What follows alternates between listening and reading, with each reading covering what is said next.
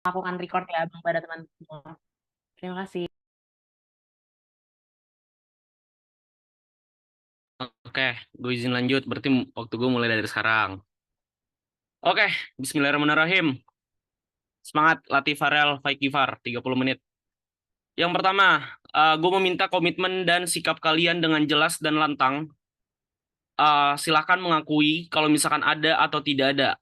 Apakah kalian pernah melakukan tindak pidana kekerasan seksual di masa lalu atau tidak? Maaf, trigger warning bagi semuanya. Maaf banget trigger warning untuk semuanya. Dimulai dari paslon nomor 1, Latif dan Farel. Nggak pernah, Bang. Tidak pernah, Bang. Tidak pernah, Bang. Tidak pernah, Bang. Oke, alhamdulillah berarti aman untuk sejauh ini dan tidak ada pernah pengusutan tindak pidana kekerasan seksual kepada kalian berempat. Lanjut, masih berhubungan sama pembahasan kekerasan seksual yang telah ditanyakan oleh Mbak Nadia Jessica. Yang pertama, untuk Latif dan juga Farel. Jangan dibaca peraturan BEM, sebutkan dan jelaskan bagaimana prosedural mengenai dari awal adanya pengaduan atau pelaporan sampai pada akhirnya keluar keputusan dari Ketua BEM. Boleh tolong disebutin nggak, Farel dan Latif?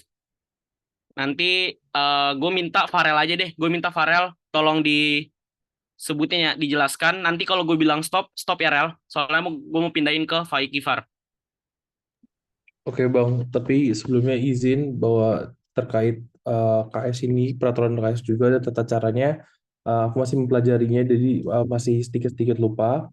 Mungkin untuk yang pertama dalam Perbem tersebut bahwa dalam pencegahan dalam KS tersebut BEM bersifat menunggu laporan, Bang. Jadi apabila uh, tidak ada laporan dan meskipun uh, sudah terlihat bahwa ada suatu tindakan tersebut, namun dalam Perbem tersebut bahwa BEM itu menunggu laporan dan laporan tersebut bisa datang dari mana saja, bisa mungkin dari stafnya langsung melapor ke PI dan mungkin BPH-nya lapor ke PI dan atau mungkin PI-nya langsung tahu dan itu semua hanya langsung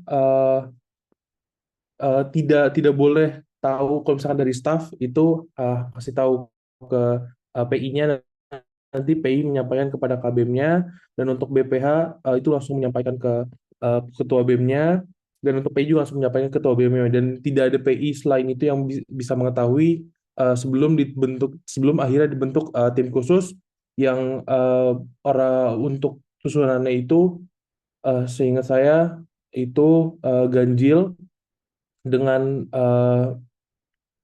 2/3 seingat saya, Bang, dan itu juga harus berjenis kelamin sama dengan korban. Selanjutnya mungkin untuk itu sebelum Rel, dinyatakan. stop. Farel, stop. Thank you. Gifar, dilanjutin. Oke, Bang, mungkin izin kalau misalnya gue sebut, sorry Bang, kalau misalnya saya sebutkan dari awal yang sepemahaman saya nggak apa-apa nggak Bang? Maksudnya tidak harus melanjutkan dari Farel. Boleh. Iya, iya Bang. Oke Bang, kalau misalnya berdasarkan peraturan BEM, yang pertama jika adanya pelaporan kepada PI maupun BPH dari BEM, itu PI BPH tersebut tidak boleh untuk memberikan atau memberitahukan laporan tersebut atau kejadian tersebut ke siapapun. Dan pelaporan tersebut langsung diteruskan ke Ketua BEM, dan setelah itu, setelah Ketua BEM mendapatkan laporan tersebut dari PI maupun BPH tersebut, Ketua BEM dalam jangka waktu maksimal 7 hari harus membuat tim khusus, dan tim khususnya itu nanti berjumlah ganjil, dan nanti setelah dibuat tim khusus tersebut, tim khusus itu akan bertugas untuk memverifikasi laporan, lalu menginvestigasi dan membuat membuat verifikasi laporan, membuat investigasi, dan yang terakhir itu ada kesimpulan laporan rekomendasi. Nanti tersebut akan diserahkan lagi ke Ketua BEM yang nantinya akan dipakai Ketua BEM sebagai acuan atau rekomendasi tentang bagaimana memutus kasus kekerasan seksual tersebut. Gitu, Bang.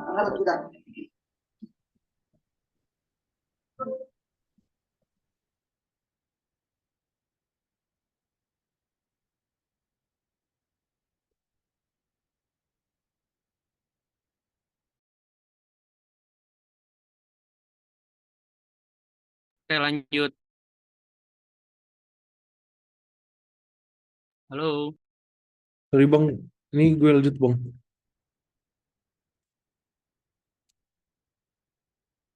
Sorry Bang, tadi nggak kedengeran. Halo. Tadi sorry, Gifar sampai mana? Gue kehilangan Oh, akses ke Gifar tadi. Oke, maaf Bang, mungkin izin mengulangi. Tadi setelah Ketua BEM mendapatkan laporan dari PI atau BPH yang diberitahukan kasus tersebut, Ketua BEM punya waktu jangka maksimal 7 hari untuk membuat tim khusus yang nantinya tim khusus tersebut akan melakukan investigasi atas laporan tersebut, memverifikasi laporannya, lalu melakukan investigasi dan yang terakhir membuat kesimpulan laporan rekomendasi yang akan diserahkan ke Ketua BEM dan nantinya laporan tersebut akan dijadikan acuan rekomendasi oleh Ketua BEM tersebut dalam memutus kasus kekerasan seksual itu, Bang. Oke. Eh, Faik dan juga Latif, boleh tolong sebutin nggak bentuk pemulihan kepada korban yang diatur dalam per BMKS itu apa? Seingat saya ada pemulihan medis, pemulihan fisik, dan pemulihan psikologis, Bang. Faik, ada tambahan? Tidak, Bang. Oke. Faik merasa bahwa itu udah benar. Ada 3 tadi disebut apa 2, Tif? Tadi yang Latif sebut 3, medis, psikis, sama psikologis, Bang. Ada tambahan Sorry, satu lagi, Bang. rohani, Bang. Oh ya, oke. Thank you, Latif. Faik, gue udah dengar. Kita lanjut ke bidang yang pertama. Gue mau masuk ke sosial politik dulu.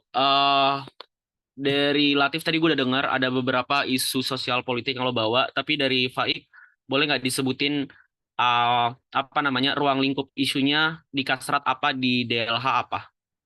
Faik, Gifar dulu. Oke, izin menjawab, Bang. Pertama dari Kasrat dulu. Untuk Kasrat sendiri, kelompok isunya akan ada 4. Pertama itu ada gender seksualitas. Yang kedua itu ada reformasi hukum. Yang ketiga itu ada PRS dan regresi demokrasi. Dan yang keempat itu adalah Guspak Dikti. Untuk lingkungan hidup, tadi sekali lingkungan hidup, Bang, ya. Untuk lingkungan hidup sendiri, itu kebagi menjadi 2 kelompok isu. Yang pertama perubahan iklim, dan yang kedua demokrasi lingkungan. Untuk perubahan iklim sendiri, ini akan akan ada isu turunannya. Yang pertama itu transisi energi yang berkeadilan, dan yang kedua keuangan berkelanjutan. Untuk demokrasi lingkungan sendiri, ini kurang lebih akan ada yang pertama ada akses informasi partisipasi keadilan, konflik SDA, dan juga SLAP. Oke. Latif, boleh disebutin isu KS dan isu Kasrat dan isu DLH-nya apa aja? Oke, Bang. Kalau di isu Kasrat ada gender dan seksualitas, lalu ada pengusuran paksa dan pendidikan tinggi, ada reformasi hukum, ada pengusuran sipil, dan pelanggaran HAM berat pelanggaran HAM berat. Bang. Kalau untuk isu DLH ada perubahan iklim, transisi energi, dan SLAP, dan konflik SDA, Bang. Oke, thank you. Masuk ke Gifar, apa sih SLAP? Jelasin, Far. SLAP itu apa?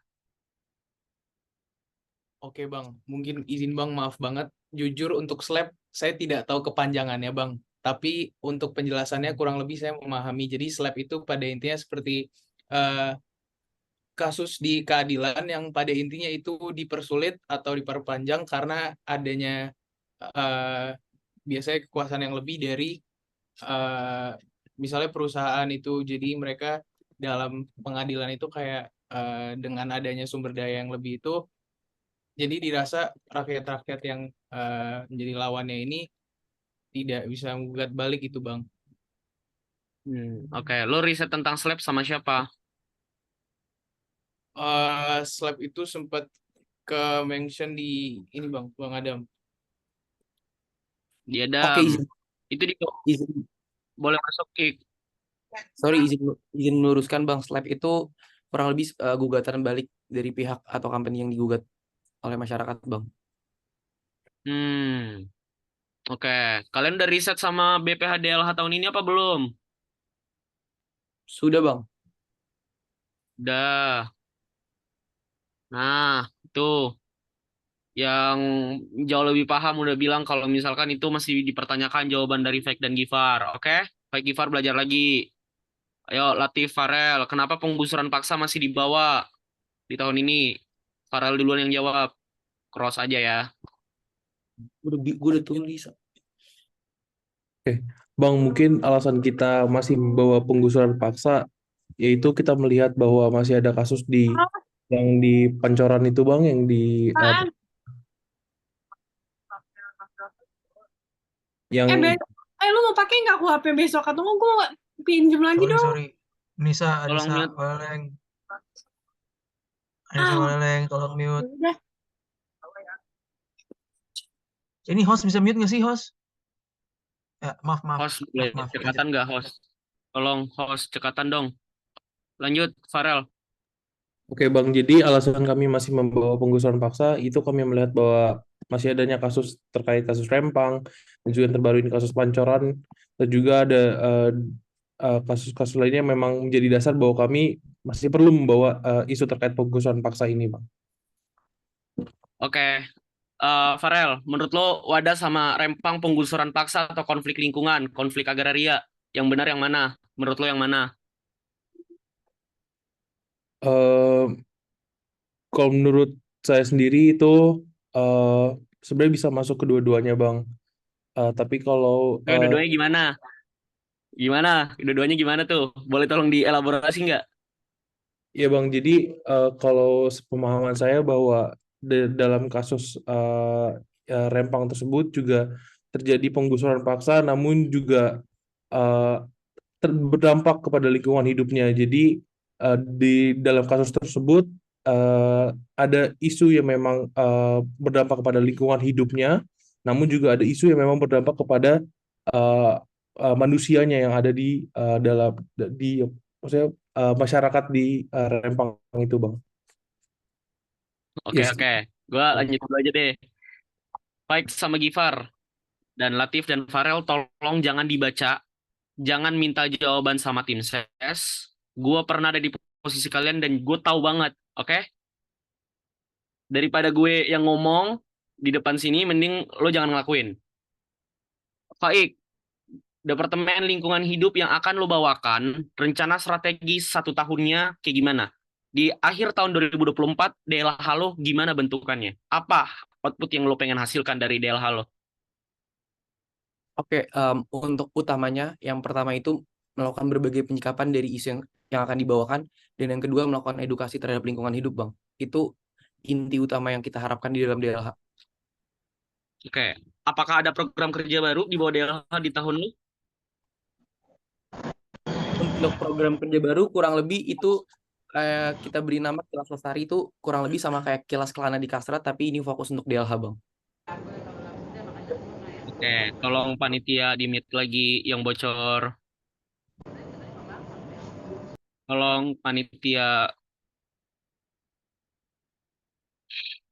Oke, thank you, Faik. Rencana strategis dari Latif setahun ke depan, mau kayak gimana DLH-nya?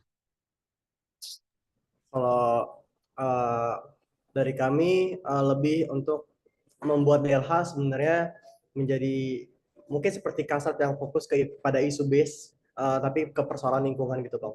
Jadi kami melihat di situ DLH akan lebih apa ya, ibaratnya tanda kutip gacor gitu, Bang, ketika Oke, sorry, gacornya apa? Gacornya apa?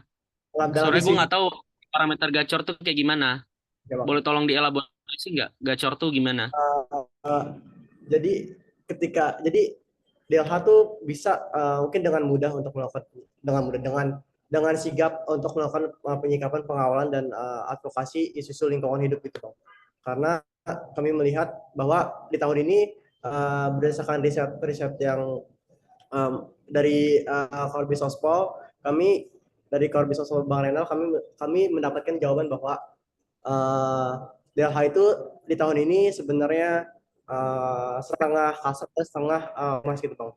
Namun kami melihat bahwa DLH ini lebih cocok untuk menjadi kasat yang menjadi ibaratnya seperti kasat di isu lingkungannya gitu Bang. Sebenarnya itu untuk kami. Jadi fokus Oke, kepada isu. gua bingung. Nah, benar kata Renal. Terus end pro-nya mau dibawa kemana? Farel jawab. Oke Bang, untuk N-Pro sendiri itu tetap akan dibawa sebagai salah satu community service. Namun yang dimaksud oleh Latif dalam penjelasan sebelumnya adalah bahwa pada tahun ini DLH dalam isu base-nya itu belum maksimal dalam melakukan penyikapan dan pengawalan dan advokasi terkait isu-isu lingkungan hidup. Jadi sebenarnya dengan kita fokus kepada isu base bukan berarti kita menghilangkan N-Pro yang sebagai salah satu community service itu Bang. Jadi tetap ada community service ataupun N-Pro, namun kami akan memaksimalkan dan mengoptimalkan fungsi dari DLH yang memang akan condong pada isu base. Dan itulah yang memang kita cita-citakan dari saya dan Latif, bahwa DLH nantinya, ya Bang. Gue udah nangkap. Gue hentikan aja soal waktu gue mepet. Gifar sama Farel, gue kasih waktu 5 menit. Siapin orasi atau enggak pidato mengenai apa Nil? Ini aja deh, orasi karena ini departemen baru. Faik dan Farel, Gifar dan Farel, 5 menit siapin orasi tentang pandangan lo dan apa yang harus lo lakukan menyikapi gugatan polusi udara di DKI Jakarta yang udah ada putusannya, tetapi tidak dijalankan oleh Presiden dan Menteri KLHK. Oke? 5 menit dari sekarang. Gue lanjut ke calon ketua BEM. Ada Faik dan juga Latif. Faik dan Latif sama-sama memiliki evaluasi bahwasannya di BEM tahun ini, ataupun di BEM tahunnya Adam dan Fadel, itu masih ada permasalahan internal, mulai dari pola komunikasi dan juga kurang kenal satu sama lain. Apa sih yang pengen kalian rubah, maksudnya apa solusi yang kalian tawarkan dari permasalahan yang mungkin tiap tahun selalu ada nih, pola komunikasi, tidak kenal satu sama lain, BEM kurang bonding, dan seterusnya. Karena tadi Faik sama Gifar udah duluan, mungkin Latif dulu ya. Boleh Latif? Oke Bang. Sebenarnya kalau dari kami melihat bahwa PSDM memiliki sahabat bidang sebenarnya Bang. Dan kami melihat berdasarkan hasil riset, sebenarnya sahabat bidang ini melakukan fungsi pengawasan itu. Namun kami juga melihat seperti bahwa sahabat bidang bisa mungkin sedikit lebih dari itu gitu. Seperti mengajak bidang-bidang, seperti mengajak biro dan departemen yang dia pegang untuk mengikuti kegiatan-kegiatan internal gitu Bang. Jadi kami melihat bahwa potensi sahabat bidang perlu dioptimalkan agar tercipta internal yang cukup aktif dan antusias terhadap fungsionaris yang cukup antusias terhadap kegiatan-kegiatan internal BMFOI. Dan kami gimana? Lanjut. Oke. Sebenarnya dan kami juga melihat bahwa program kerja dari PSDM ini sebenarnya bisa dioptimalisasikan gitu Bang. Seperti tim building, lalu tim building PI BPH, tim building BMFUI, lalu seperti upgrading juga mungkin bisa sedikit lebih ditonjolkan agar tercipta keakraban. Lalu sharing day juga Bang, itu bisa menjadi wadah untuk keakraban. Jadi kami melihat bahwa potensi bidang PSDM juga potensial untuk mengembangkan, untuk merekatkan hubungan antara fungsionaris gitu. Gue potong Tif.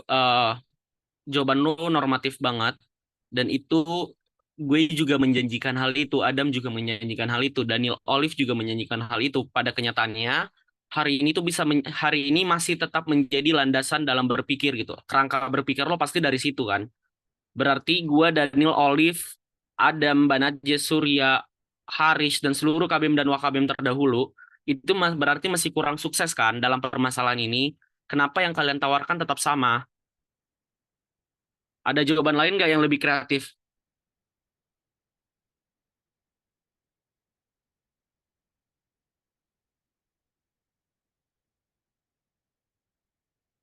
Oke Bang. Kalau dari kami melihat sejatinya emang agak mirip dengan apa yang ditawarkan dengan BBM terdahulu. Tapi di satu sisi kami menilai bahwa proker-proker yang ada di PSDM sejatinya bisa diubah konsepnya agar lebih bisa menarik gitu Bang. Agar fungsionaris BMFU juga antusias untuk melakukan hal itu. Itu sih Bang.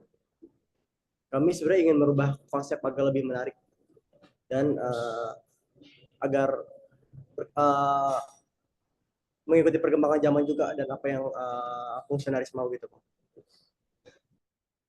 Oke. Gue masih kurang puas sejujurnya Latif dan Farel. Boleh lanjut ke Faik? Oke Bang, thank you. Pertama mungkin kalau misalkan melihat pada awalnya kenapa sih di tahun ini permasalahan itu tetap terjadi. Pada awalnya kami berdua mengamini bahwasanya itu merupakan buah dari keterlambatan kepengurusan BEM di tahun ini, yang mana jadi penyesuaian timeline untuk program kerjanya itu tidak bisa seoptimal mungkin.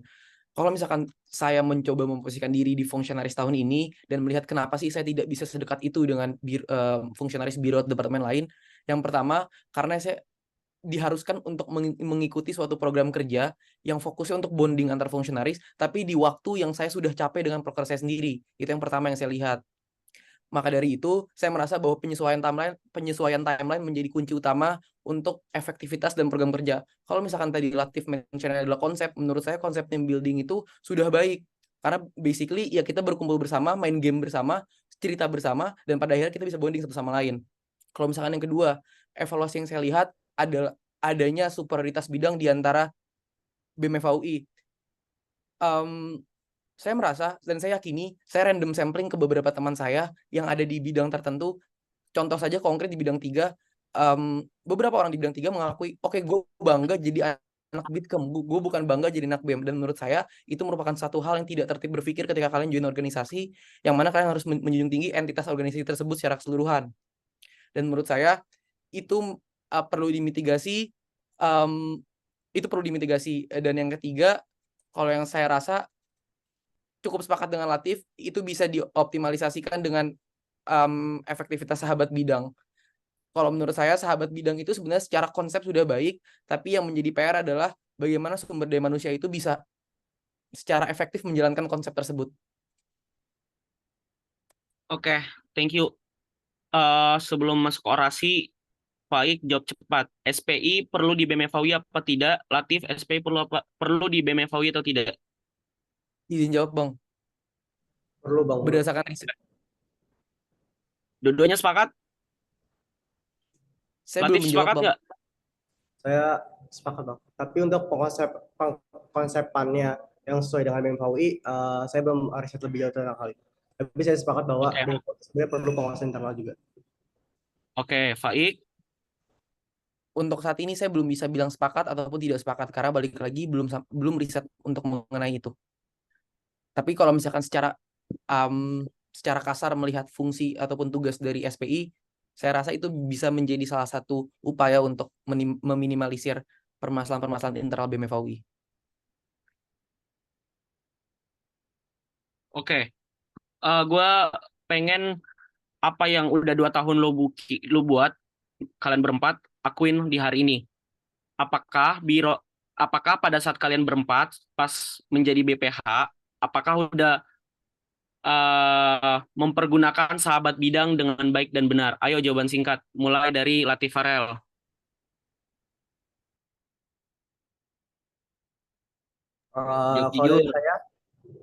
Kalau dari saya, saya memasukkan saya merasa menggunakan sahabat bidang dengan baik dan benar, Bang. Saya memasukkan sahabat bidang itu ke grup dan pernah pada beberapa waktu juga untuk mengajak kegiatan-kegiatan dari Kasat itu sendiri seperti rapat juga, aksi dan lain sebagainya. Namun yang mungkin yang terjadi ya, dari SDM sahabat bidangnya itu sendiri, Bang, yang mungkin masih perlu dioptimalkan. Kalau saya lihat begitu. Oke, Farel. Baik Bang, kalau dari saya sendiri di Departemen Advokasi kami sudah mengoptimalkan sahabat bidang itu juga. Kami menggunakan dalam grup, kami juga sering mengajak bahwa untuk ikut ke dalam rapat departemen. Namun memang terkadang kenapa itu tidak optimal bahwa terkadang dari sabit itu sendiri tidak masuk dengan obrolan kami. Jadi kadang-kadang memang mereka hadir dalam rapat departemen tapi tidak berlangsung lama gitu Bang. Jadi itu yang menjadi tidak optimal sebenarnya. Oke, lanjut Faik dan Gifar. Izin menjawab Bang, kalau misalkan based on 1 tahun kepengurusan sebagai BPH, saya bilang ini progres yang jauh lebih baik dibandingkan tahun sebelumnya. Kalau misalkan berdasarkan riset saya dengan Bang Fadil juga, ketika Bang Fadil menjadi wakil ketua BEM, evaluasi untuk Pengkar apa nggak pernah masukin sabit ke dalam grup. Dan pada tahun ini saya bisa yakini dan saya bisa pastikan bahwa tahun ini tidak ada 2 grup, hanya ada 1 grup dan sabit itu masuk ke dalam grup itu. Dan menurut saya itu salah satu progres konkretnya. Baik, Gifar. Baik. Kalau misalnya dari saya merasa peran sabit sudah cukup baik dalam Departemen Perma dan BSO, tetapi saya tidak dipungkiri bahwa saya merasa masih ada ruang-ruang untuk pengoptimalan maupun diupayakan untuk menjadi lebih baik lagi. Tapi secara overall yang sudah saya rasakan dan saya alami, sahabat bidang dari Departemen Perma BSO sudah cukup melakukan tugas-tugasnya dengan baik, Bang. Gifar jangan keluar dari konteks. Lo masukin sabit lo apa enggak? Oke Bang, kalau misalnya di kepengurusan ini untuk sabit dari Perma tidak masuk ke grup ini Bang. Jadi ada 2 grup Bang. Oke, berarti dari 4 calon, Latif, Farel, dan juga Faik udah memperlakukan sahabat bidang dengan manusiawi, sedangkan Gifar tidak ya. Itu catatan publik aja. Lanjut, karena paslon nomor 1 Farel boleh tolong langsung orasi, baru langsung dilanjut sama Gifar. Tolong teman-teman dilihat ya, hasil orasinya seperti apa. Gue udah baik banget, langsung 5 menit nih ngasihnya. Lanjut, Farel, waktu dan tempat dipersilakan. Baik, terima kasih Bang.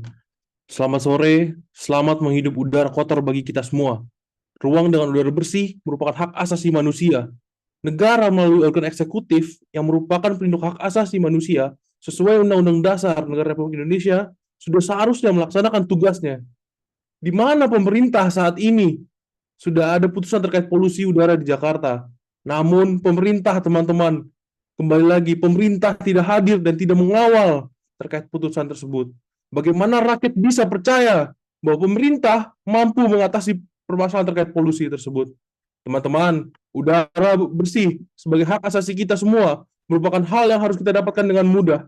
Mari kita semua sepakat bahwa pemerintah harus mengawal kasus polusi di Jakarta dan terus mencoba untuk melakukan pencegahan terkait polusi tersebut. Mungkin sekian Bang dari saya. Oke, thank you. Lanjut, Gifar. Baik.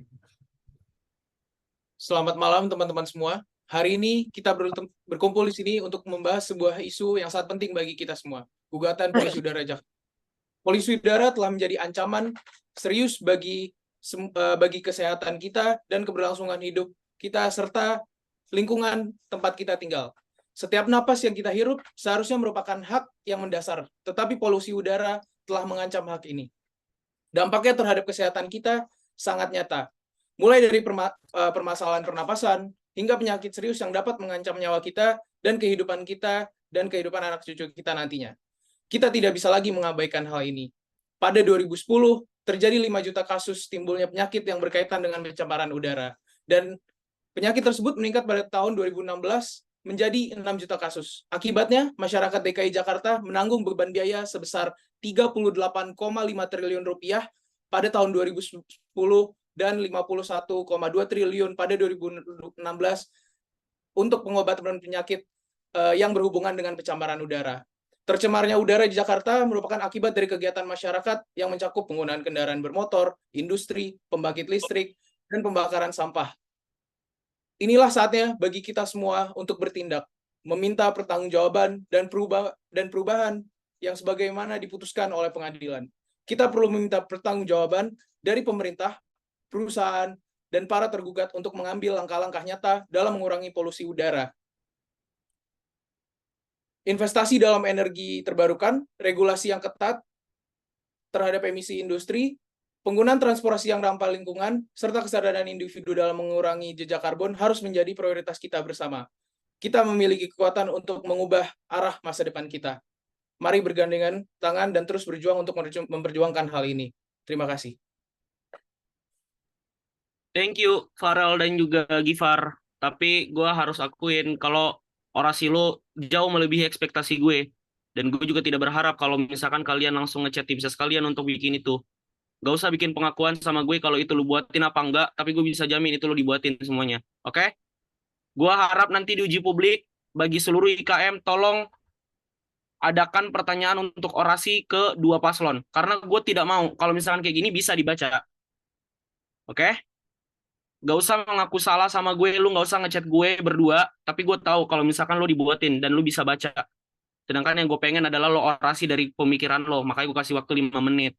Oke? Kenapa gue bisa bilang kayak gitu? Mata lo berdua itu kelihatan. Kiri bawah. Oke? Lanjut. Gue sudahi dulu sospol. Insya Allah masih ada waktu. Selanjutnya gue mau nanya ke bidang 2, akademik dan profesi hukum. Soalnya tadi internal juga udah kesebut dikit. Akademik dan profesi hukum. Ada berbagai program kerja yang hilang. Yang pertama di Advo, pemetaan beasiswa, exchange, sosialisasi bidik misi, study plan, fasilitator lomba, compact, itu untuk di Faik dan Gifar. Terus di Latif dan Farel, audiensi stakeholder di Advo hilang. Mungkin Faik dan Gifar boleh dulu dijelasin kenapa banyak banget program kerja di advokasi, di Akprof yang hilang. Faik. Baik, izin menjawab Bang. Untuk yang pertama nanti akan dilanjutkan juga sama Gifar. Untuk yang pertama pemetaan beasiswa dan exchange. Sebetulnya itu kenapa pada akhirnya kita hapus sebagai nama proker, karena basically itu bentuk pelaksanaannya sama persis kayak Info Pengkar, yang mana terdapat 4 bentuk publikasi: job vacancy, internship opportunity, scholarship, dan juga career event. Di dalam Departemen Pengembangan Karir, kami tidak menuliskan keempat bentuk jenis info yang kami sebarluaskan melalui sosial media itu juga. Dan sebetulnya menurut kami daripada ada pemborosan itu semua untuk dituliskan kembali di dalam program kerja yang dibawakan oleh Advo, menurut saya buat apa gitu. Karena pada dasarnya kita tetap menyalurkan info itu kok. Gitu. Terus untuk berikutnya mungkin Gifar. Jadi perubahan-perubahan yang kita lakukan di Departemen Advokasi ini pada dasarnya hanya peleburan antara program kerja yang ada Bang. Tidak ada perubahan fungsi atau apa yang kita lakukan, itu pada dasarnya hanya peleburan Bang. Oke, izin melanjuti Bang. Tadi yang kedua, fasilitator lomba. Fasilitator lomba itu kami hapuskan di Departemen Pendidikan dan Keilmuan karena kami pindahkan fungsi tersebut di dalam Departemen Perma dan BSO. Kenapa? Karena balik lagi melihat dari evaluasi tahun sebelumnya, banyak orang atau banyak IKM FAU yang bingung. Duh, gue pengen lomba tapi nggak ada BSO-nya, gue tetap harus ke Perma, apa gue harus ke Pedang? Itu menjadi catatan dari kami semua. Kok orang mau ikut lomba aja sampai harus bingung sih? Harusnya kan dia fokus persiapan lombanya, bukan persiapan alur pemberkasan administratifnya. Lalu kami simpulkan, oke, ini tidak masalah, dan udah coba riset dengan BPH Perma juga, hasilnya itu sangat memungkinkan dan feasible kalau misalkan di bawah Perma. Itu Bang. Tadi untuk berikutnya tadi apalagi Bang ya, sorry. Oke, udah itu dulu untuk Faik Gifar. Farel, lu istirahat bentar ya, gue mau memperdalam di Faik Gifar dulu. Tadi lu bilang kalau misalkan lu tetap menjalankan berbagai program kerja yang lu... Izin Bang, mohon maaf. Dikarenakan waktu sudah habis, jadi mungkin boleh aja langsung dijawab sama Bang Farel untuk pertanyaan Abang, nanti bisa Bang lanjutkan di sesi tanya jawab publik Bang. Mohon maaf sudah overtime 3 menit Bang. Oke. gue boleh nggak selesain satu pertanyaan ini baru ada obrol. Ya, gue minta 5 menit lagi deh, ya. Daniel bisa nggak? Daniel dimundurin dikit. Nil, Bisa bang, bersedia nggak, Nil? aman bang. Bersedia Baik, bang. kalau gitu untuk Bang Fadel 18.30 ya Bang. 18.30 kita langsung masuk ke sesi selanjutnya. Terima kasih. Oke, thank you Helena atas kebijaksanaannya. Boleh, Faik dan Gifar. Kenapa program kerja itu dihapus? Karena kalian juga tahu ada PIC-nya masing-masing, tanggung jawabnya beda-beda. Kenapa dihapus gitu? Ini spesifik untuk apa ya, Bang? Untuk yang pemetaan extension beasiswa. Benar, pemetaan exchange, beasiswa kan itu berbeda sebenarnya sama Info-Advo. Karena dia beda, tanggung jawabnya beda, PIC-nya beda. Makanya di setiap green design itu pasti bakal dimasukkan semuanya walaupun memang kerjanya bisa dibilang berhubungan gitu. Oke, ini sejauh yang kami pahami juga dan yang kami tangkap dan sudah divalidasi juga oleh BP-Advo, basically pemetaan beasiswa dan pemetaan exchange itu merupakan bentuk informasi yang dipublikasikan di dalam Info-Advo. Lalu kami akhirnya merumuskan gimana ya biar pembagian PIC ini lebih merata dan jauh lebih efektif nih. Dan terlihat prokernya nggak banyak-banyak banget kok. Jadi nggak terlalu pack. Akhirnya menurut kami berdua ada satu formulasi yang cukup baik dan sudah saya jalani juga ketika selama kepengurusan di Pengkar, yang mana itu akan ada rolling PIC di tiap 2 minggu sekali atau bisa kemungkinan 1 bulan sekali untuk melakukan publikasi mengenai pemetaan exchange maupun pemetaan beasiswa. Jadi balik lagi, sebetulnya untuk esensi dari pemberian informasi itu tidak kami hilangkan, tapi kami lebur di dalam Info-Advo itu. Sama halnya persis dengan Info Pengkar. Oke. Lanjut. Kenapa sih fasilitator lomba lu pindahin ke Perma? Tadi lu bilang kalau misalkan BPH Perma sepakat dengan hal itu. Lu pernah nanya nggak ke BPHP dan ke Farel, Faik dan Gifar? Bang, kalau misalnya seperti itu kita sudah sempat mention juga ke BPHP dan terkait pemindahan ini, dan sejauh yang kita riseti waktu kosannya dari BPH BDNK ingin kita bawakan, dan kita juga merasa benar seperti apa yang tadi kata Baik bahwa beberapa IKM FHUI yang ingin lomba itu masih bingung gitu mau ke Perma atau Pedang nih, fasilitator lomba itu gimana, harus ke siapa. Jadi kita memutuskan untuk memindahkan ini ke Departemen Perma BSO. Sebetulnya itu juga dari Departemen Perma dan BSO itu akan lebih mudah dalam memetakan tentara merah yang berlomba begitu, Bang.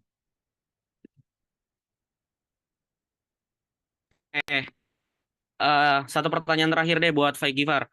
Kalian tahu nggak kalau misalkan fasilitator lomba itu kebanyakan 80% ke atas itu mengenai akademis dan ada hubungannya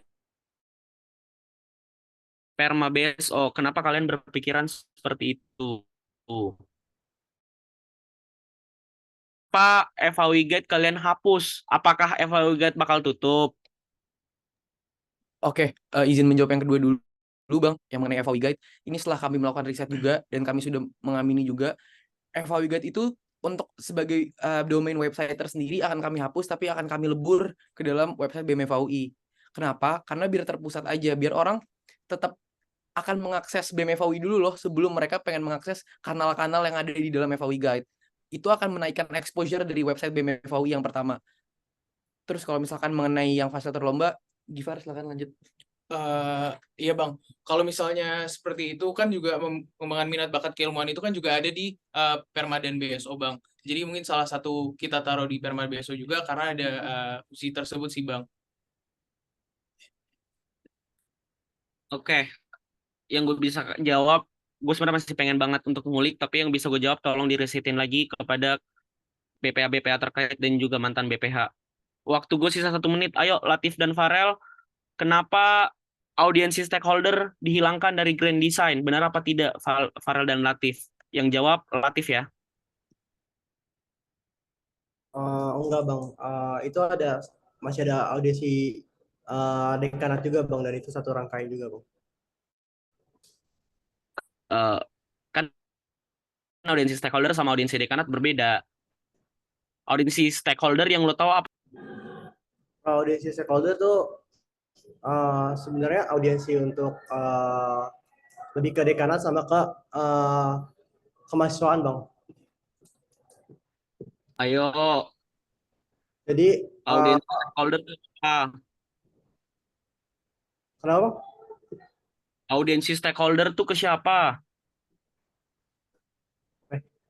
Sebenarnya audiensi stakeholder itu ke stakeholder yang ada di FAUI juga Bang. Iya, siapa? Kan jelas audiensi stakeholder tuh siapa orangnya. Ayo, gue nggak bakal lanjut nih kalau lu salah di sini. Ke kemahasiswaan Bang.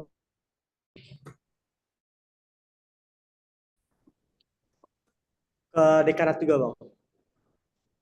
Oke, dekanat, apalagi Terus manajer pendidikan. Terus sama manajer manajer pendidikan tuh apa namanya? Stakeholdernya apa? eh, Manajer biro pendidikan. pendidikan, biro pendidikan. Oke, biro pendidikan. Dewa Ayu tolong mute waktu gue dikit. Apalagi Latif? Sama manajer umum Bang. Ya udah, oke. Lain kali lo hafal, ini penting banget. Dan kenapa dihapus gitu? Farel, jawaban yang paling betul. Apa, Farel? Oke Bang, izin jawab untuk audiensi stakeholder kenapa tidak dimasukkan karena itu salah satu rangkaian STA. Jadi memang kita hapus karena memang itu pada akhirnya dari tahun ke tahun pun itu rangkaian acara STA Bang pada awalnya. Jadi STA itu kita mendapatkan aspirasi lalu mengaudiensikan kepada manajer-manajer. Satu ada manajer pendidikan dan biro pendidikan, manajer kemahasiswaan, dan sekarang tuh manajer umum berubah jadi manajer Ventura dan fasilitas itu sekarang Bu Hening dan staf ahlinya tetap Pak Wardi Pak Bang. Oke. Bukannya STA yang termasuk audiensi stakeholder ya? Selama ini audiensi stakeholder rangkaian STA Bang, Share to Advo. Oh, oke. Waktu gue udah habis, guys. Disayangkan banget, tapi gue minta 2 menit moderator. Gue tidak bakal ngasih pertanyaan ya. Izin ya, Helena ya. Gue mau ngasih closing statement dari sekarang deh. Boleh? 2 menit buat Silakan ngerekap Bang. semuanya. Silakan Bang. Terima kasih Helena. Pak Ik, Gifar, Farel, dan juga Latif, kalian jawabannya masih banyak banget yang mentah. Gue tidak mengulik kalian karena apa? Waktu gue dikit. Pertanyaan yang dititip ke gue banyak. Oke? Tolong banget kalian besok atau sebentar malam satuin isi kepala kalian. Kalian ini mau jadi pejabat publik, teman-teman. Kalian ini mau menjadi 01 dan 02 di FAUI.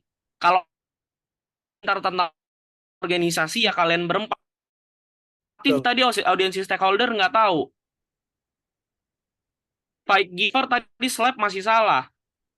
Pak Giver dan juga Farel masih membaca untuk orasi. Oke? Gue izin banget nih menegur kalian berempat. Diperbaiki lagi teman-teman. Masih ada waktu. Jangan sampai diuji publik. Kalian malu-maluin aja berempat. Oke? Kalian masih punya niat baik melanjutkan ini? Siap Bang. Masih? Thank you Bang inputnya. Oke. Terakhir, ada tugas tambahan dari Fadel dan juga Adam. Boleh tolong disiapkan notulnya? Baik Gifar, Latif, Farel. Udah siap belum? Notul? Udah Bang. Oke, udah siap ya. Gue dan Adam selaku Ketua BEM dan Wakil Ketua BEM FAUI 2022 ingin menantang kalian secara terbuka, baik di Zoom ini ataupun secara luas. Menantang video berbentuk Reels yang berisi edukasi dan pernyataan ke publik mengenai satu, pandangan kalian mengenai maraknya kasus kekerasan seksual di Universitas Indonesia, terkhusus Fakultas Hukum. Aman, Notul? Aman? 2. Cara pencegahan dan penanggulangan yang akan dilakukan apabila terjadi tindak pidana kekerasan seksual di lingkungan internal BEM FAUI ataupun di lingkungan FAUI. Aman? 3. Hal-hal yang akan kalian bawakan dan akan kalian lakukan sebagai koordinator isu kekerasan seksual dalam kampus di Universitas Indonesia bersama Aliansi BEM se-UI. Oke, jadi poin ketiga rada lompat nih. 4, gue meminta kalian berempat untuk membuat kalimat atau kalimat berisi komitmen dan atau sikap kalian apabila terjadi tindak pidana kekerasan seksual yang dilakukan oleh kalian berempat dan atau pengurus inti kalian dan atau badan pengurus harian kalian dan atau staf kalian intinya. Yang ke udah 4 poin doang. Ada yang kelewat? Faik, Gifar, Latif, Farel?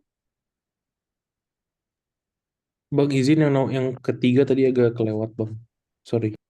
Oke, yang ketiga gue ulang ya. Hal-hal yang bakal dibawakan dan dilakukan sebagai koordinator isu kekerasan seksual dalam kampus bersama dengan Aliansi BEM se-UI. Sudah? Ulin? Ketentuan videonya. Wait bentar. Bakal video reels berisi penjelasan dari pribadi secara langsung.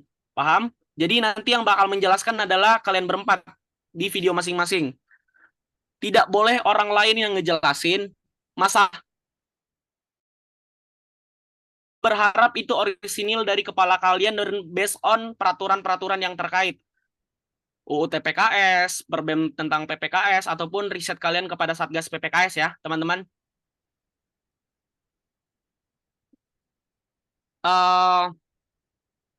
Tidak boleh menggunakan slide PPT, jadi murni muka kalian aja semua. Oke? Murni muka kalian semua. Minimum durasi 2 menit. Minimum durasi 2 menit. Paling banyak mungkin 10 menit ya. Di-post di IG kalian masing-masing. Di-post di IG kalian masing-masing selambat-lambatnya 1 kali 24 jam setelah uji makalah ini selesai. Jadi kan uji makalah kayaknya kelar jam 10 ya, jam 11 gitu. Berarti terakhir malam. Oke? Masing. Jadi Farel, apa yang Farel bikin reelsnya di IG Farel, apa yang di IG Latif, di IG Latif, IG Faik, IG Gifar. Berarti kalian berempat tidak boleh private akun Instagram kalian. Gue memperbolehkan untuk di take down di saat udah masuk masa tenang. Jadi masa tenang itu kan sebelum pemungutan suara ya. Jadi pas pemungutan suara kalian take down aja. Archive aja ya. Baik, terima kasih banyak Silakan. Bang Fadel atas Udah. tugasnya dan juga atas sesinya. Mungkin untuk Bang Fadel boleh lanjut di sesi tanya jawab publik ataupun nanti boleh juga langsung aja by chat kepada paslon dikarenakan adanya keterbatasan waktu dan juga sudah sangat Oke. overload. Mohon maaf sekali Bang Fadel, izinkan aku melanjutkan sesi selanjutnya, Bang. Oke. Oke. Gue sambung di Ya, sebelumnya mohon maaf ya Bang atas aku yang sudah memotong. Baik, Abang dan teman-teman semua, terima kasih banyak terkhususnya kepada Bang Fadel yang sudah menjadi panelis di sesi kedua ini dan juga kepada kedua paslon yang sudah menjawab pertanyaan Bang Fadel dengan sangat baik. Waktu sudah menunjukkan pukul 18.38, kita akan masuk ke break Isoma selama 5 menit. Karena itu langsung